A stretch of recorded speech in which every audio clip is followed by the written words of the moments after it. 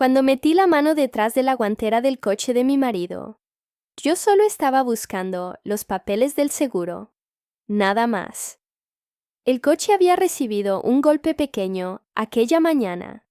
Una tontería en un aparcamiento de Valencia. Y necesitaba llamar a la aseguradora antes de que cerraran. Mi marido, Javier, no contestaba al móvil. Le había llamado 3 veces, luego 4. Luego le mandé un mensaje.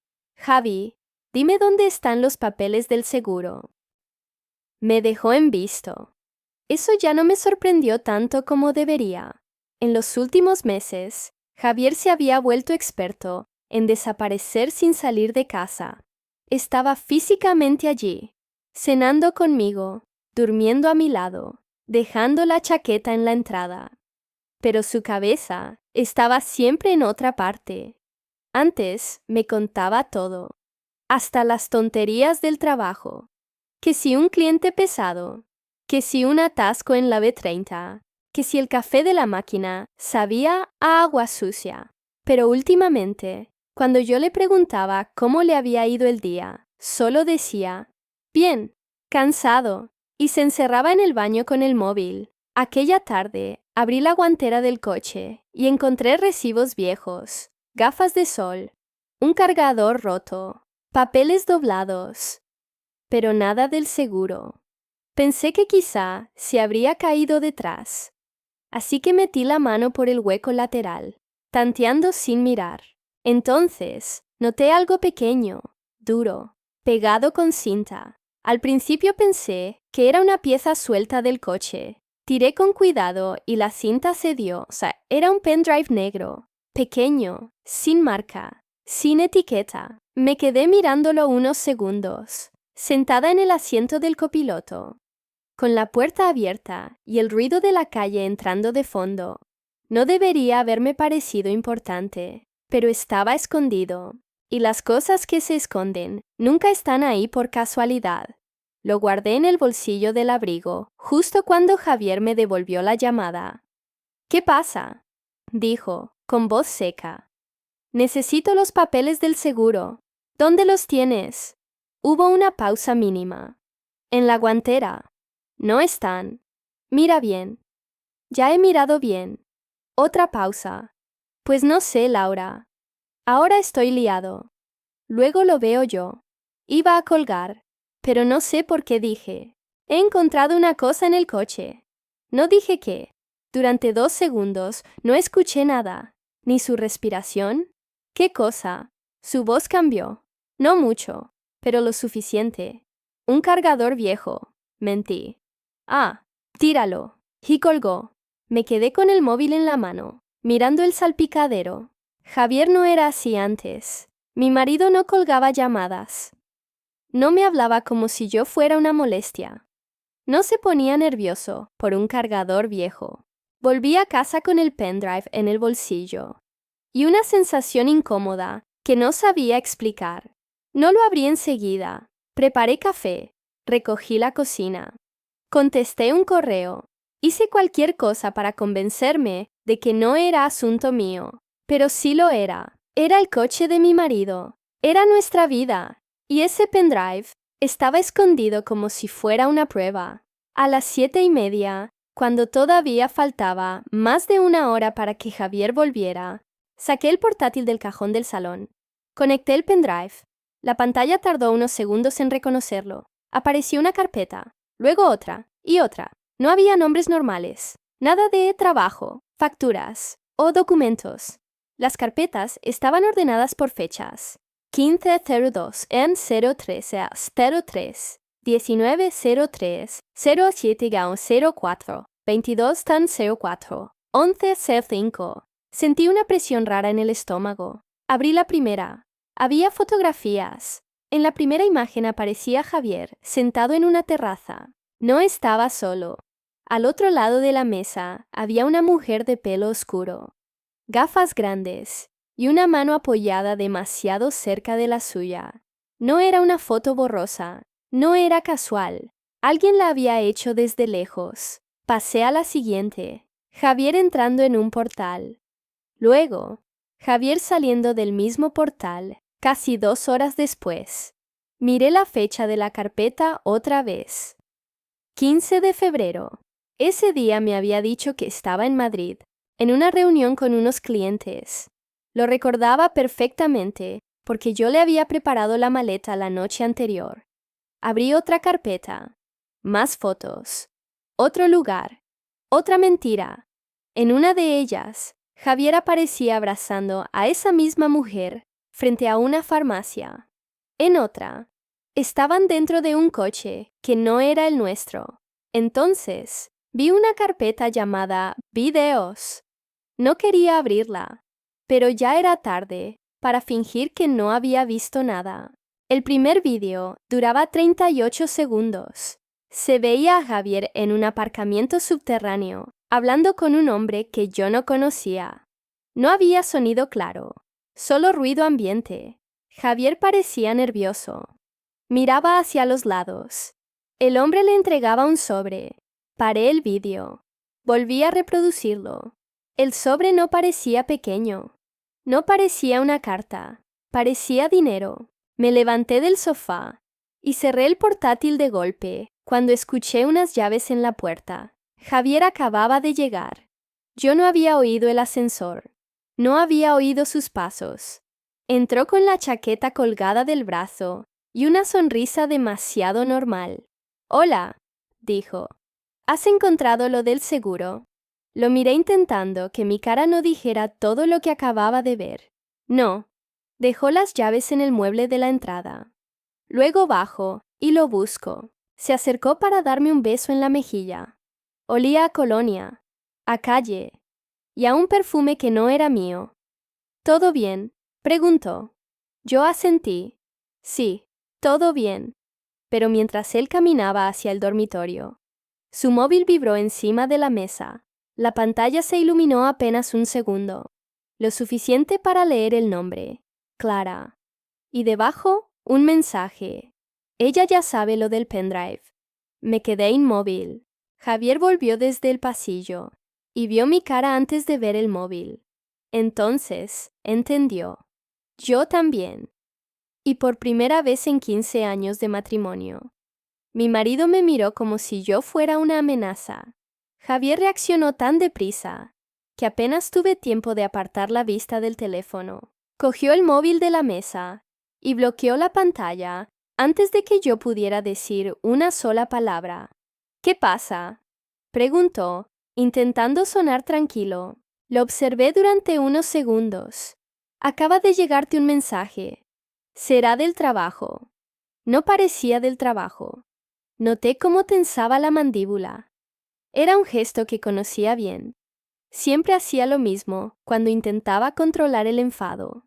«Laura, llevo 12 horas fuera de casa. ¿Podemos dejar esta conversación para otro momento?» Asentí sin discutir. No porque le creyera, sino porque ya no necesitaba hacer preguntas. Las respuestas estaban dentro del pendrive. Aquella noche, apenas hablamos durante la cena. Él consultaba el móvil cada pocos minutos. A veces escribía algo muy deprisa y volvía a guardarlo en el bolsillo. En otro momento, salió al balcón diciendo que necesitaba hacer una llamada de trabajo. La puerta quedó entreabierta. Solo pude escuchar una frase. «No, todavía no ha visto todo». Sentí un escalofrío. No sabía si hablaba del pendrive o de otra cosa. Cuando volvió al salón, sonrió como si nada hubiera pasado. «Mañana tengo que salir temprano. Otra reunión». Sí, no añadió más.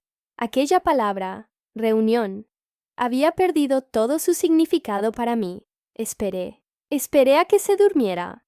A la 1:30 de la madrugada, su respiración ya era profunda y regular. Me levanté despacio, cogí el portátil y me encerré en el despacho.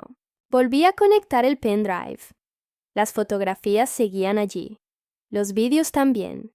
Pero había una carpeta diferente.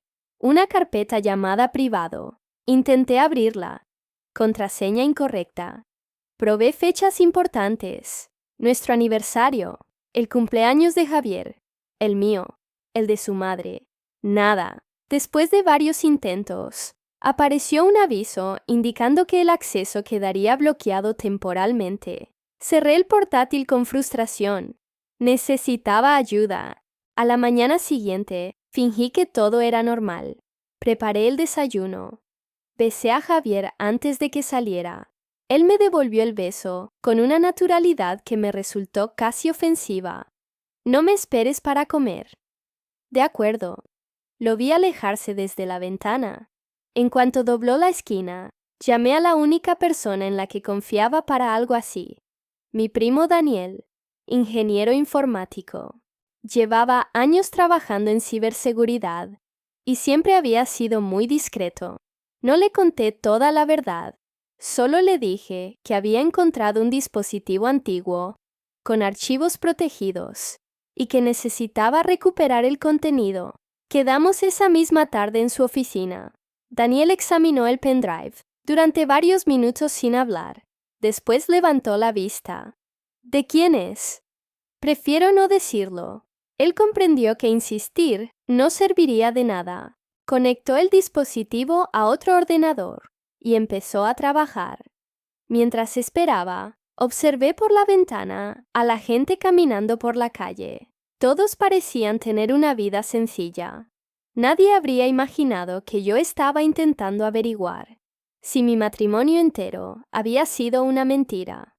Una hora después, Daniel rompió el silencio. La protección no es muy sofisticada. Lo miré sin respirar. ¿Puedes abrirla? Asintió lentamente. Sí. Unos segundos más tarde, apareció una nueva carpeta. Dentro había decenas de archivos perfectamente organizados. No eran fotografías, no eran vídeos, eran documentos, extractos bancarios, contratos, recibos de transferencias, capturas de conversaciones y un archivo de texto con un título que me dejó completamente desconcertada. Si algún día desaparezco. Sentí que el corazón me golpeaba con fuerza. Abrí el documento. Solo había 3 líneas. Si estás leyendo esto, significa que todo ha salido mal. No confíes en nadie hasta ver el último vídeo. Ni siquiera en mí. Me quedé mirando la pantalla sin comprender. Daniel me observó preocupado. Laura, ¿estás metida en algún problema? Negué con la cabeza. No lo sé. Y era verdad. Ya no sabía absolutamente nada. Seguimos revisando los archivos. Las transferencias de dinero ascendían a miles de euros. Había ingresos desde cuentas diferentes, todas con conceptos absurdos. Consultoría, material técnico, honorarios. Pero Javier nunca había trabajado por cuenta propia. Su sueldo era fijo. No había ninguna explicación lógica para ese dinero. Después encontramos una carpeta llena de capturas de conversaciones. Todas estaban archivadas por fecha. La mayoría pertenecían a una aplicación de mensajería que yo nunca había visto instalada en su teléfono. En casi todas aparecía el mismo contacto. Clara, no era una conversación romántica. Era mucho peor. ¿Te siguieron ayer? El paquete ya está preparado. No vuelvas al mismo sitio. Borra esta conversación. Leí cada mensaje una y otra vez. Parecían hablar de una operación clandestina, no de una aventura.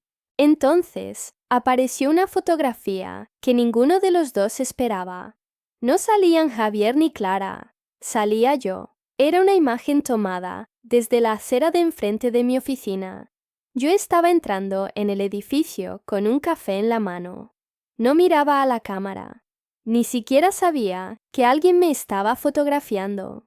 La fecha era de apenas 2 semanas atrás. Daniel dejó de hablar. Yo también, porque ya no estaba investigando la vida secreta de mi marido. Alguien también estaba siguiendo la mía. No dormí aquella noche.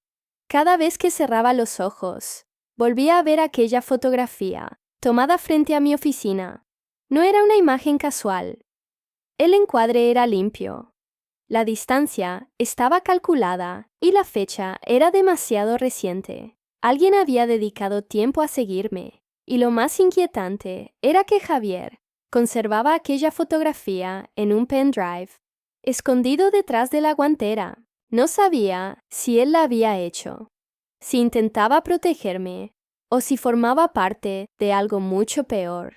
A la mañana siguiente esperé a que saliera de casa. Lo vi alejarse desde la ventana y conté hasta 50 antes de bajar al garaje. No pensaba seguirlo directamente. Javier era demasiado observador. Si realmente ocultaba algo, notaría enseguida que alguien iba detrás de él. En lugar de eso, decidí empezar por el único nombre que aparecía una y otra vez en los archivos: Clara. Volví a casa, encendí el portátil y revisé todas las conversaciones que había copiado del pendrive. Había pequeños detalles que al principio me habían pasado desapercibidos.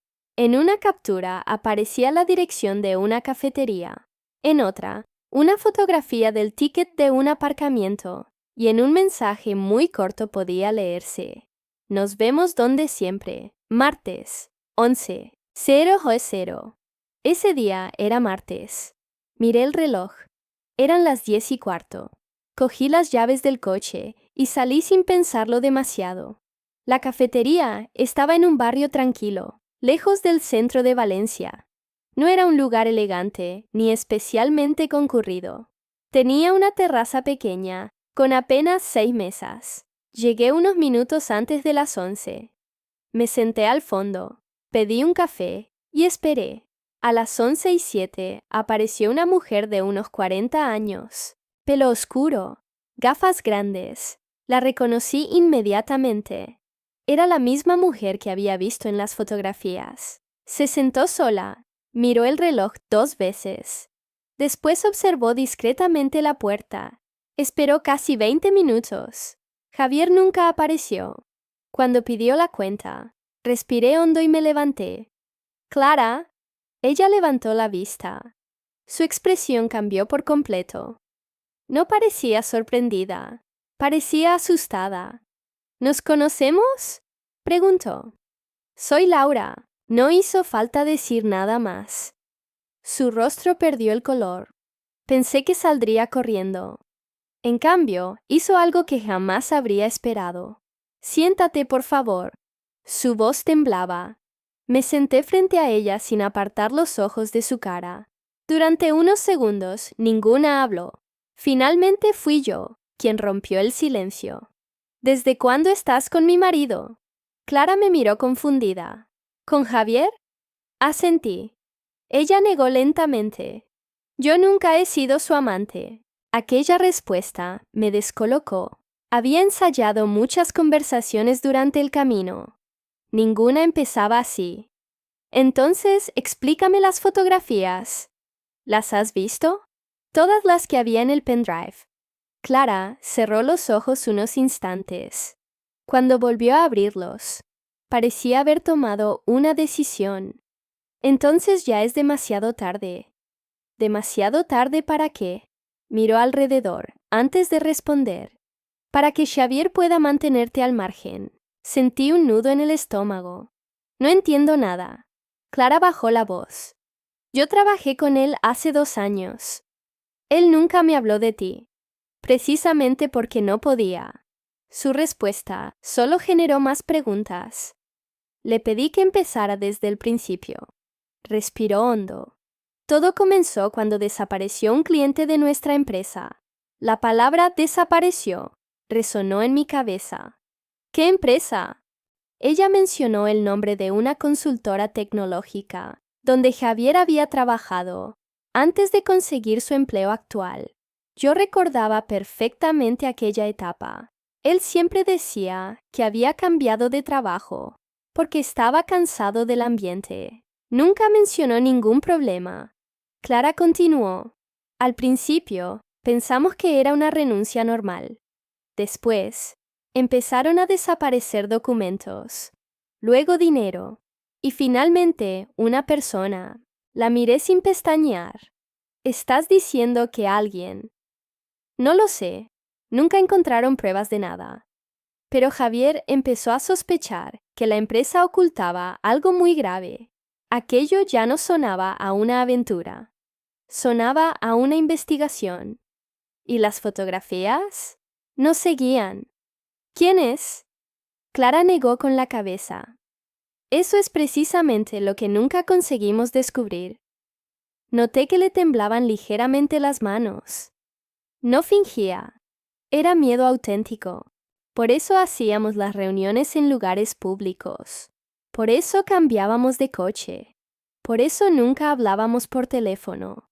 De repente, recordé el vídeo del aparcamiento, el sobre, las transferencias, los mensajes. Todo podía tener una explicación completamente distinta, pero todavía faltaba una pieza. Entonces, ¿por qué Javier me mintió? Clara tardó varios segundos en responder. Porque si tú no sabías nada, estabas más segura. Quise creerla. De verdad quise hacerlo. Pero había demasiadas mentiras acumuladas. ¿Y por qué hay una foto mía en ese pendrive? Clara frunció el ceño. ¿Una foto tuya? Asentí.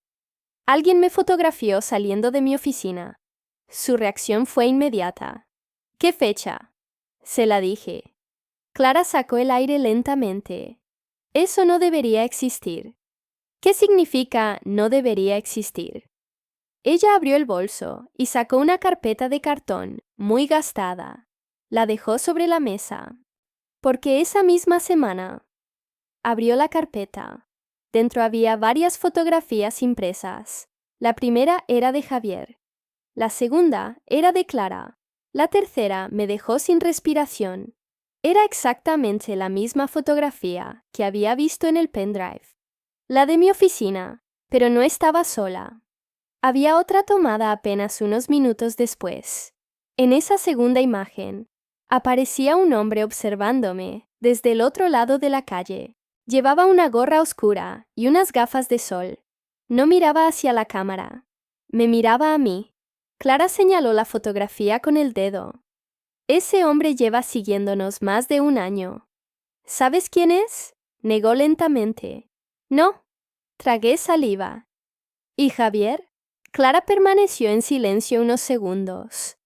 Después, respondió con una frase que hizo que todo volviera a cambiar. Javier cree que trabaja para alguien muy poderoso.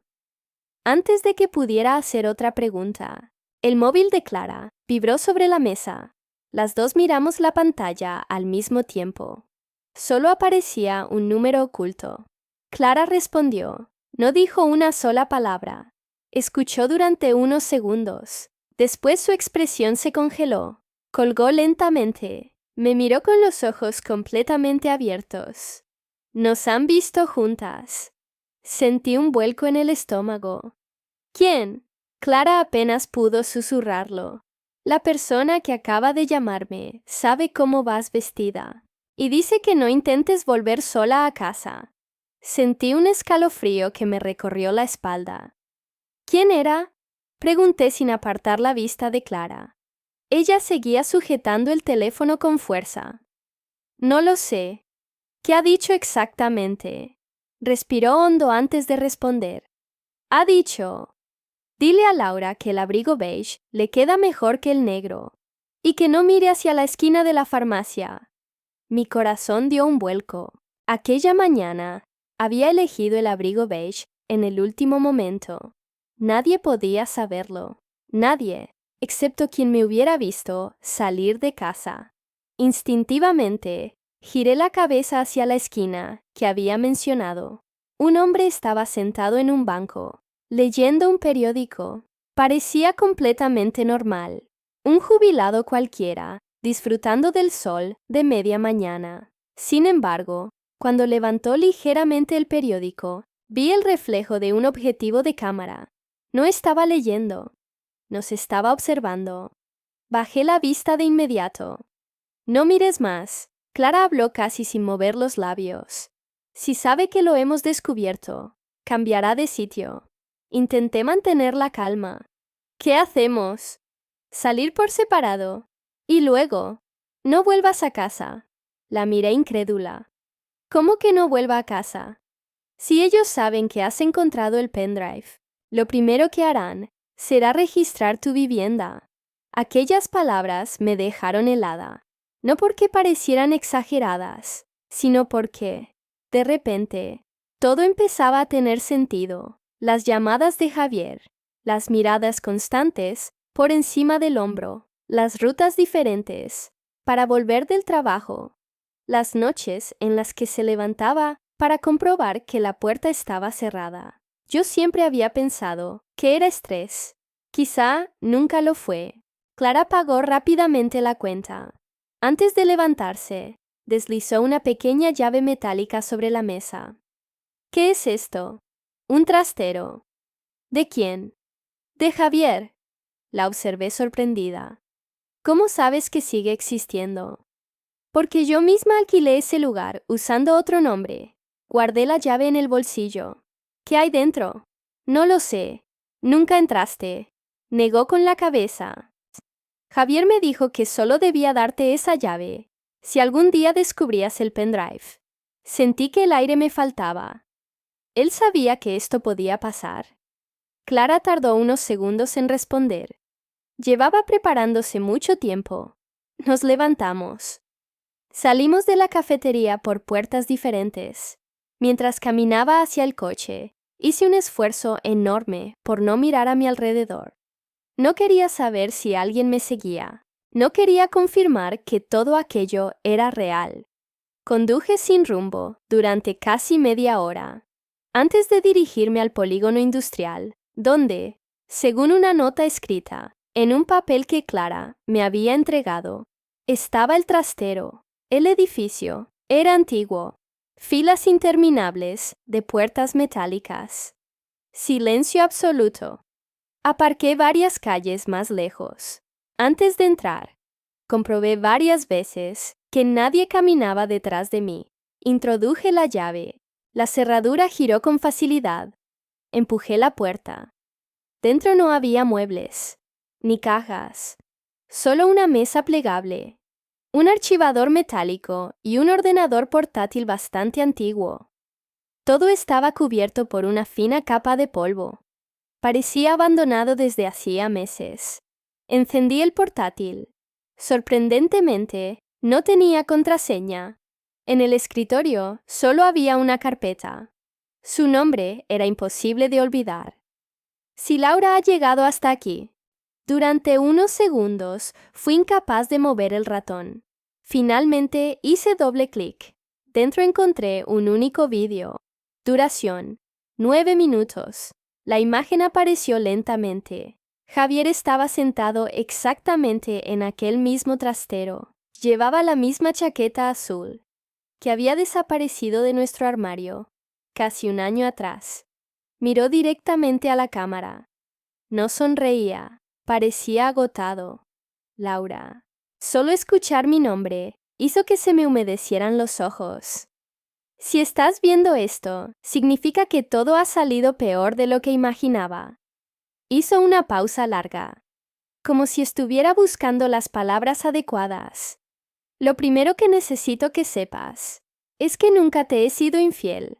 Cerré los ojos un instante. No sabía si sentir alivio o rabia. Sé que encontrarás fotografías con Clara. Sé que parecerá otra cosa. Lo hice así porque necesitábamos que cualquiera que nos vigilara creyera exactamente eso. Continuó hablando. Explicó que, años atrás, mientras trabajaba como responsable de sistemas en su antigua empresa, descubrió movimientos financieros imposibles de justificar. Al principio, creyó que se trataba de fraude fiscal. Después, comprendió que había algo mucho más grande. Empresas pantalla, identidades falsas, contratos creados únicamente para mover dinero entre sociedades que solo existían sobre el papel. Cuando intentó denunciarlo internamente, un compañero desapareció. Nunca volvió a verlo. La policía cerró el caso como una desaparición voluntaria. Javier nunca creyó esa versión.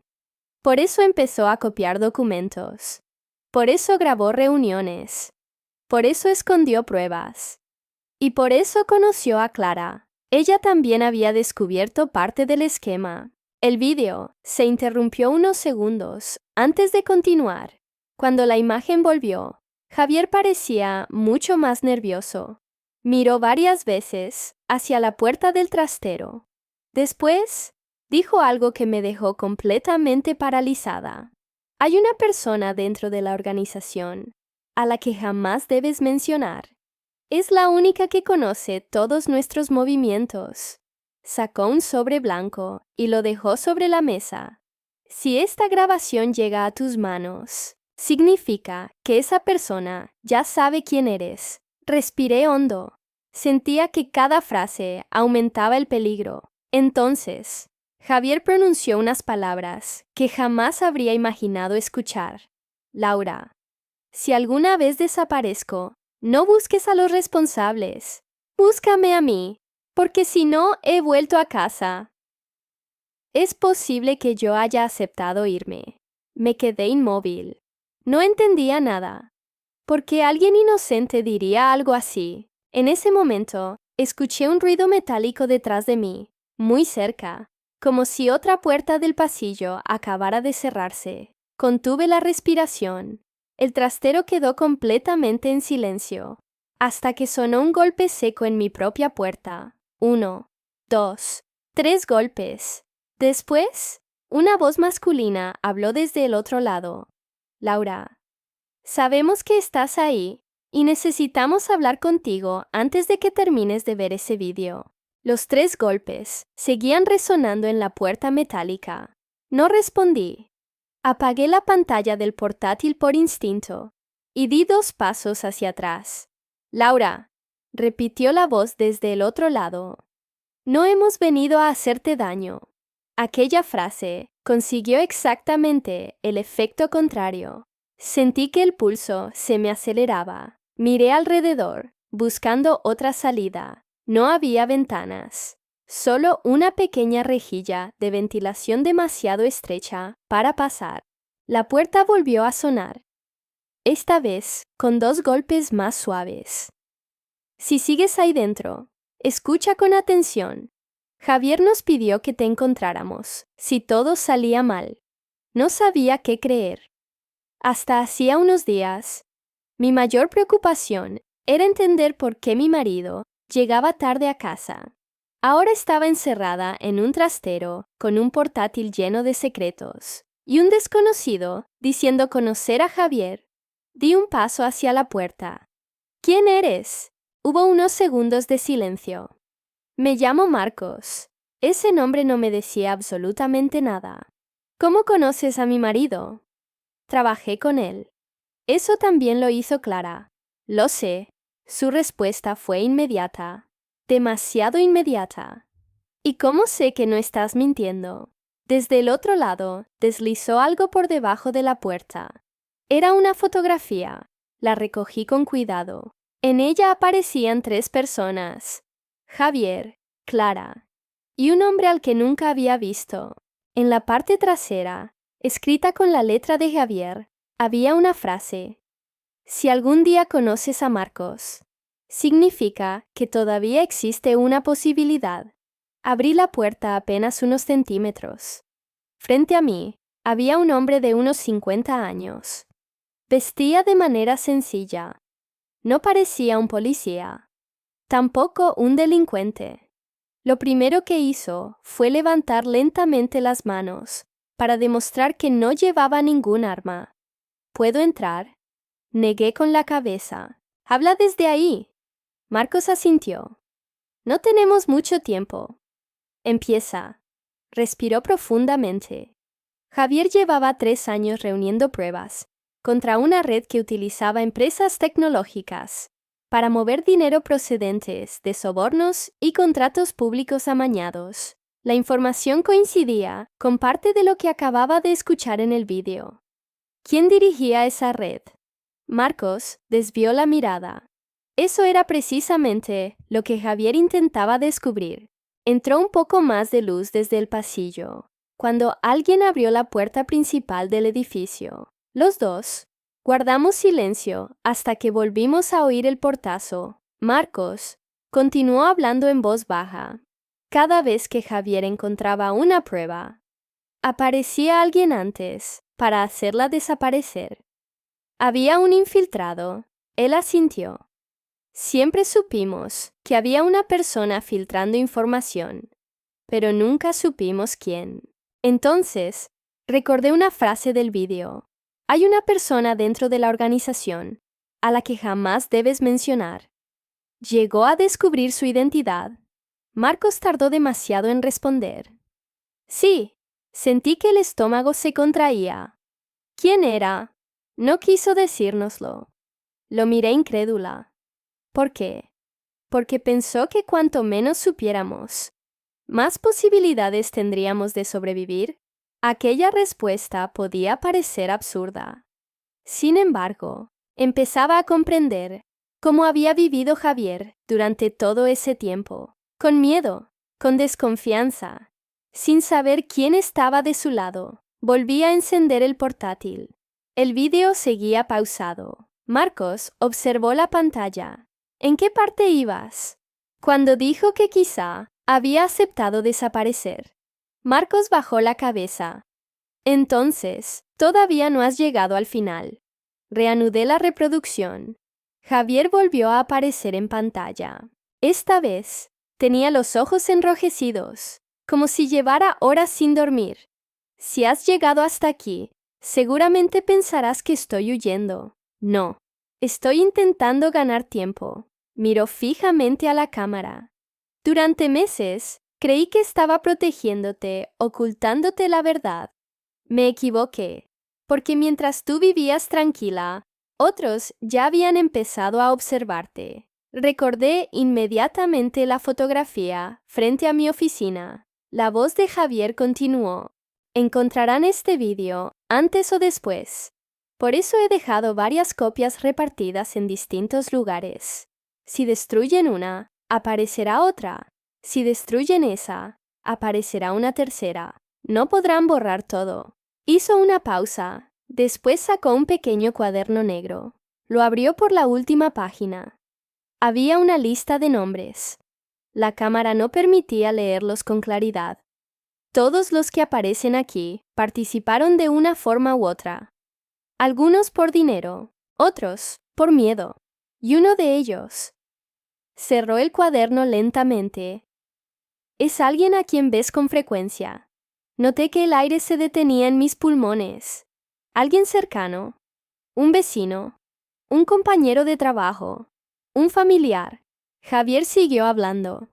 Si esa persona descubre que estás viendo esta grabación, intentará convencerte de que yo mentí.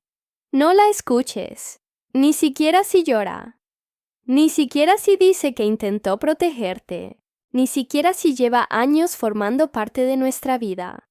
El vídeo terminó de forma abrupta. La pantalla quedó en negro. Marcos permanecía inmóvil. Yo tampoco podía moverme. De repente, comprendí algo. Saqué el móvil del bolsillo. Tenía 12 llamadas perdidas, todas de la misma persona, mi hermana, Elena. Fruncí el ceño. Era extraño. Ella nunca insistía tanto. En ese instante, llegó un mensaje. Laura, por favor, no hables con Marcos. Levanté la vista lentamente. Marcos seguía delante de mí, esperando. El teléfono volvió a vibrar. Esta vez era una fotografía. La abrí. Se veía a Marcos entrando en un edificio junto a 2 hombres. La imagen tenía fecha de apenas 4 días antes. Debajo solo había una frase. Él también te ha estado mintiendo. Me quedé mirando la fotografía en la pantalla del móvil. Después, levanté la vista hacia Marcos. Él comprendió inmediatamente que acababa de recibir algo importante. ¿Qué ocurre? No respondí. Le mostré la imagen. La observó durante unos segundos y soltó una risa breve, más de cansancio que de sorpresa. Sabía que terminarían utilizándola. ¿Es falsa? No. Aquella respuesta me desarmó. Entonces, ¿estuviste con ellos? Marcos asintió lentamente.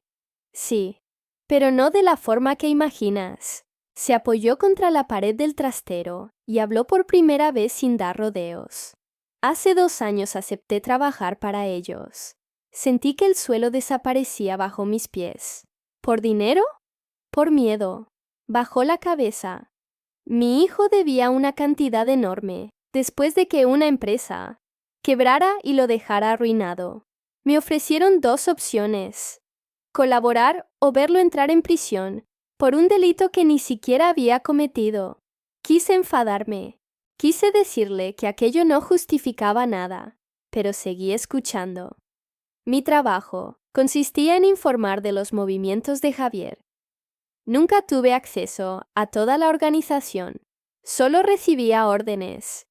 ¿Y por qué estás aquí ahora? Porque hace 6 meses dejé de obedecer. Sacó una pequeña memoria USB del bolsillo.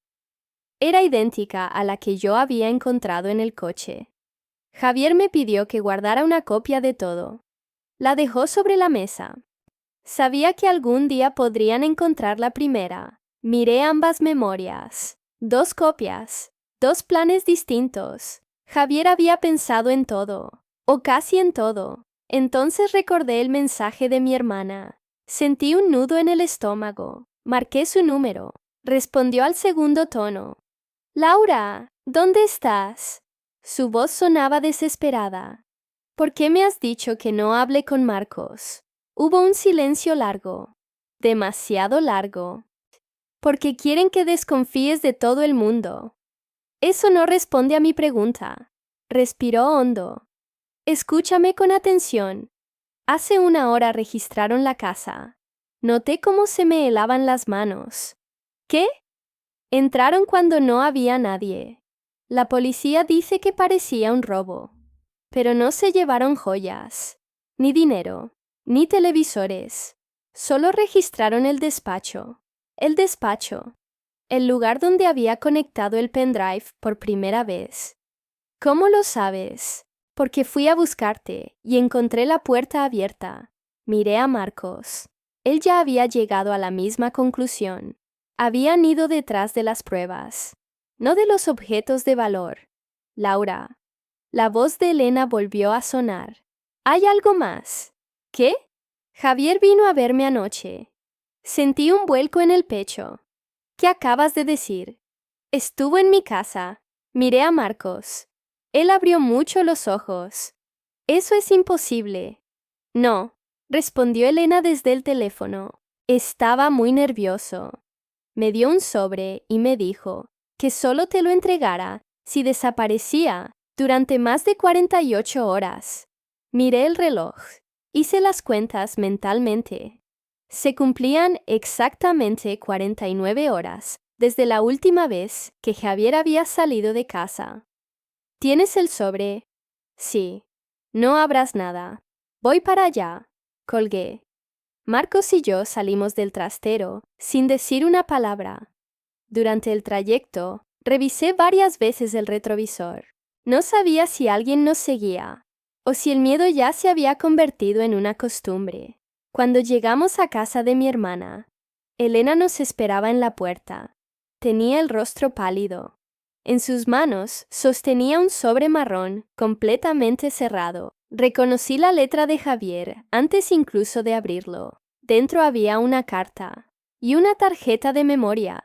La carta era breve. Laura, si estás leyendo esto, significa que el plan no salió como esperaba. Necesito que sepas una cosa antes de que escuches a nadie más. Nunca escondí el pendrive porque desconfiara de ti. Lo escondí porque eras la única persona cuya rutina nunca levantaría sospechas. Sabía que tarde o temprano serías tú quien lo encontraría. Sentí un nudo en la garganta. Seguí leyendo. Durante meses intenté entregar todas las pruebas por los canales legales. Cada intento terminaba igual. Documentos desaparecidos. Testigos que cambiaban su versión y personas que dejaban de contestar al teléfono.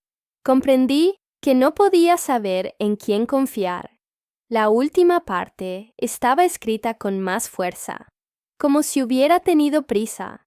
No busques vengarte. Entrega todo lo que has encontrado. Y sigue viviendo. Ese siempre fue mi verdadero objetivo. No había una despedida. Solo una firma. Javier. Introduje la tarjeta de memoria en el portátil de Elena. Contenía un único vídeo. Era diferente a todos los anteriores. Estaba grabado al aire libre. Javier caminaba por un paseo marítimo al amanecer. Sonreía por primera vez. Si estás viendo esto, probablemente ya habrás descubierto casi toda la verdad. Se detuvo frente al mar. Hay algo que nunca pude controlar. Que esta historia terminara conmigo. O con ellos. Miró unos segundos al horizonte. No sé cuál de las dos cosas habrá ocurrido, pero sí sé una. Tú no tienes la culpa de ninguna de mis decisiones. La imagen se quedó en silencio unos instantes. Después, añadió las últimas palabras. Cuando todo esto termine, deja de buscarme, porque, si sigo vivo, encontrarme volvería a ponerte en peligro. Y si no sigo vivo, prefiero que me recuerdes entrando por la puerta de casa, con una bolsa de pan un domingo cualquiera, y no como el hombre en el que me convertí, intentando descubrir la verdad. El vídeo terminó. Nadie habló durante varios minutos. 2 semanas después, entregué todas las copias, los documentos, las grabaciones y las transferencias a una unidad especializada que ya investigaba una trama de corrupción relacionada con varias empresas tecnológicas. Las diligencias continuaron durante meses. Hubo detenciones. Se reabrieron antiguas desapariciones. Algunos nombres salieron a la luz. Otros nunca llegaron a conocerse públicamente. De Javier no volvió a haber noticias. La investigación nunca pudo confirmar si había muerto, si había escapado o si seguía viviendo bajo otra identidad. Con el tiempo, aprendí a aceptar que quizá jamás tendría una respuesta. A veces, cuando paso junto al coche, donde encontré aquel pendrive, escondido detrás de la guantera, me quedo unos segundos mirando el asiento del copiloto. Pienso en lo diferente que sería mi vida si aquel día hubiera encontrado primero los papeles del seguro, porque todo empezó con una búsqueda completamente rutinaria y terminó enseñándome que las personas que más queremos también pueden cargar con secretos imposibles de compartir. No todos los finales traen certezas. Algunos solo dejan una decisión, y la mía fue dejar de buscar a Javier, no porque dejara de querer saber la verdad, sino porque, por primera vez en mucho tiempo, entendí que seguir viviendo también podía ser una forma de proteger aquello que él había intentado salvar desde el principio.